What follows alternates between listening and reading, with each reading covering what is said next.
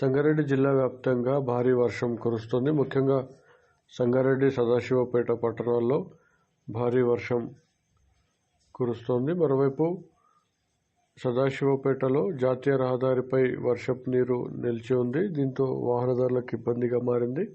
మరోవైపు వర్షం కారణంగా చాలా చోట్ల విద్యుత్ సరఫరాకు అంతరాయం ఏర్పడింది. భారీ వర్షాల నేపథ్యంలో మున్సిపల్, రెవెన్యూ, విద్యుత్ శాఖ అధికారులు కంట్రోల్ రూమ్లను ఏర్పాటు చేశారు.